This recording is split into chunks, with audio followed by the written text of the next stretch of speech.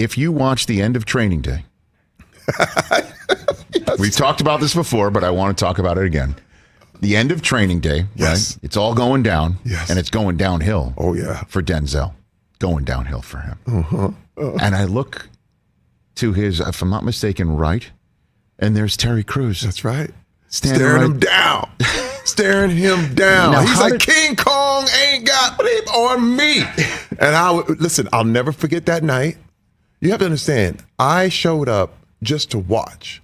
A friend of mine, he was the location manager, and he was like, hey, man, you can come down. Denzel's working in L.A. You can come down and see Denzel work. I was like, I would love to. Now, you were already Team Money on the Battle Dome? I was already Team Money. I was like, I was doing my little acting thing, but it was like, whatever.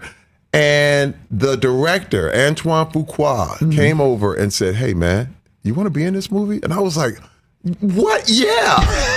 And I was actually in another scene in Training Day. He said, take your shirt off and go to the roof. And I was at the scene where they were clipping pigeons, where he's like clapping and the pigeons are in the air and Denzel's coming into the cul-de-sac. And then he said, come back every night and I'll put you in different places. So I came back on that night and there was Denzel's big scene. He says, I want you standing right there.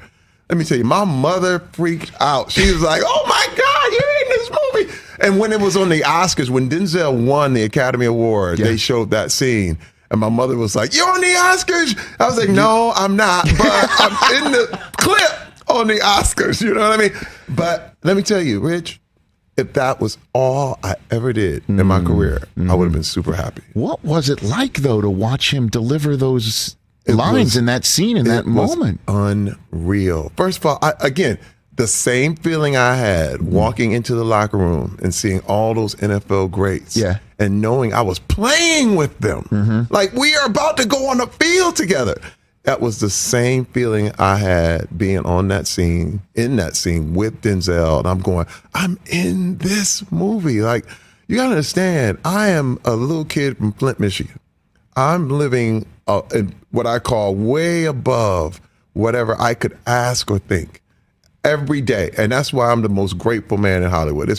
You can't find a man more grateful than me because I know where I could be. You know what I mean? I know what was out there. And it was nothing. And so I look at my trajectory and I'm going, this is unreal. I look at my wife every day and we're like, can you believe this? This is happening. It's really great. Yeah, you can believe it for sure. And so when Denzel's done with that soliloquy, does he need a minute or do you? Oh, no, I didn't mess with him. But you know what I did? I did sneak something. I didn't take anything, but I saw his script. And he had his script. It was laying on the car, like when he's in between scenes and the whole thing. And he had written on the cover, the wages of sin is death. And I was like, wow. Like, this is how deep he goes. And it's funny because I found out later that they were trying to think about making him live so they could do a sequel. And he was like, I won't do this movie because I'm so bad, you got to kill me.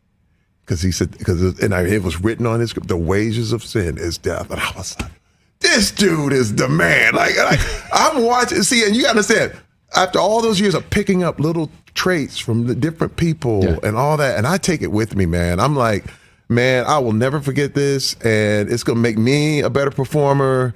The fact that he would go that far and try to learn his motivations, it was a masterclass. Let's say that. That's what he wrote on his script. Isn't that incredible? That is crazy.